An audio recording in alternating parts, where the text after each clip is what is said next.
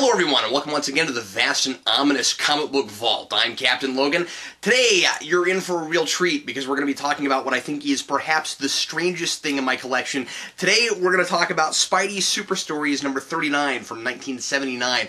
Now, I have to say, I did recently pick this up. I have a few issues of Spidey Stories, but I didn't know about this one. I had no idea that there was a comic book in which Thanos rode around in a helicopter with his own name on it. And when I found out about this, I had to go search it out. I was talking one night with Dan, with Tori GNR1 on Skype, and he started sending me panels from this, and the more I saw, the more I said, I've got to get this. This is hilarious, and I bought it just to do a vault on it. So anyway, today what we're going to do is we're going to kind of flip through this, and I'm going to tell you a little bit about it because it's absolutely hilarious.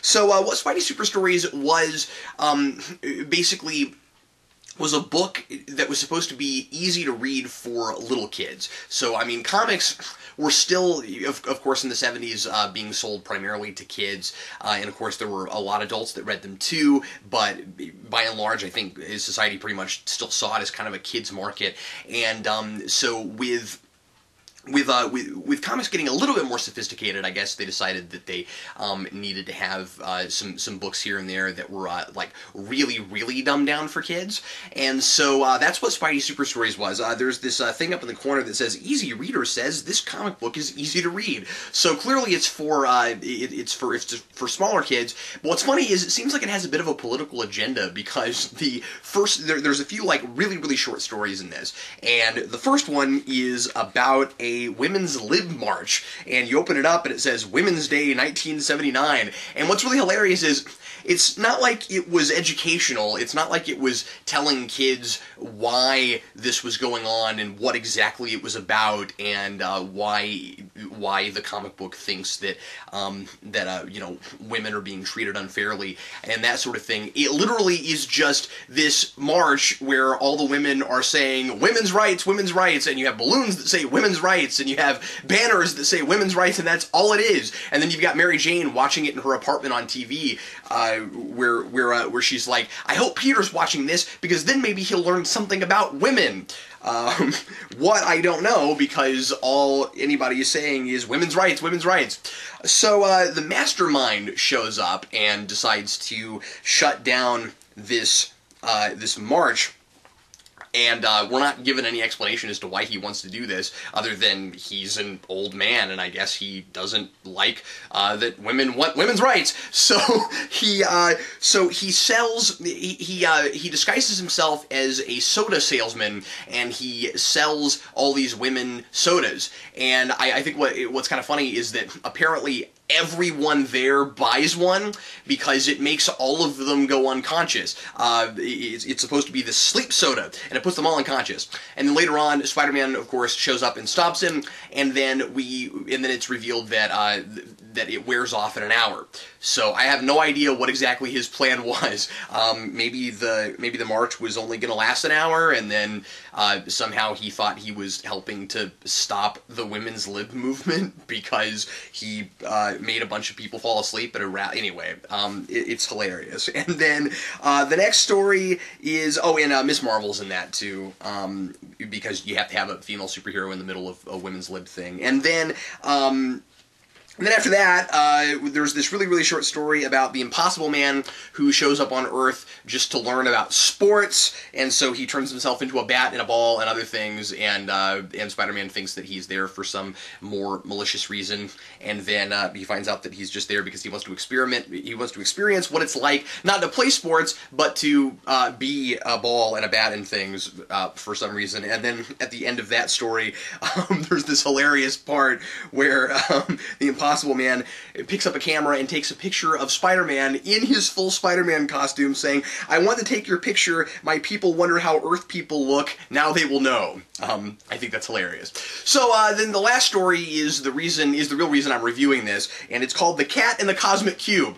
And basically what happens is Thanos shows up in a helicopter that looks like an army surplus helicopter with his name just written on the back of it. Not any cool kind of logo or anything. It just says Thanos on the back of it because he's trying to get the Cosmic Cube, and the cat has it for some reason. The cat is, by the way, is not a character I am previously aware of. I'm not sure who she is exactly, but again, because we've got this this whole political women's rights thing going on in this comic from 1979. We have to have as many female superheroes as we can throw in here. Mostly with her, just so that Mary Jane can say, "Yay, it's a female superhero. She's just as cool as Spider-Man." And then Peter Parker is like, "I think she's just kind of being like a knockoff of Spider-Man." And she's like, "No, you just think that because she's a girl. She's better than Spider-Man because she's a girl." And anyway, and but what's hilarious is that, well, this whole thing is hilarious. There's this big panel right here where Thanos goes, "They say that cats have 9 lives. Now I'll see for myself." And then you turn the page, and she drops the cosmic cube. And earlier they give you a setup for this, so you know what the cosmic cube is, and that it can give people godlike powers and make them do anything, of course. And then she drops it, and she says, "Oops, I dropped the cosmic cube. No use crying over spilled milk." I think that's hilarious. There's, of course, this being a little kid's comic, there's a whole bunch of puns, and it gets really, really silly. Like, Thanos says things like, "I'll cream you later, cat." And then there's this kid that gets, this kid with this really goofy hat with a feather popping out the top of it, who gets his hand on the cosmic cube, and he wishes for ice cream just to see if it works. But he's apparently a very responsible kid, because even though he just picked up something that could grant him any wish he wanted to, he still tries to get it back to the cat. So he's noble. And then there's this, I don't know, it's just Thanos running around. I mean, of course, I'm so used to Thanos being like this big, giant cosmic threat that seeing him just wrestle with a little kid is really funny.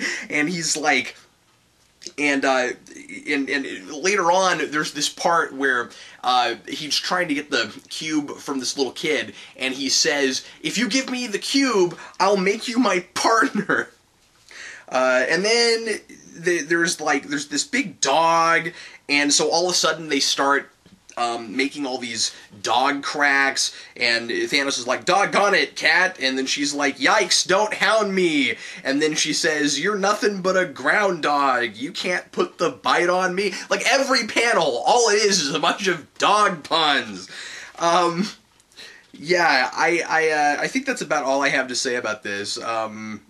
It's hilarious, and because Thanos was riding around in what looks like an army surplus helicopter with his own name just written on the back of it, I felt like I just had to have it. Anyway, well, that's Spidey Super Stories number 39. Thanks a lot for tuning in to the Comic Book Vault, and if you ever want to send anything for us to review here on the Vault, hilarious or otherwise, feel free to send it to our P.O. Box. That's Geekvolution, P.O. Box 14183, Lenexa, Kansas 66285. I'm Captain Logan, and happy reading.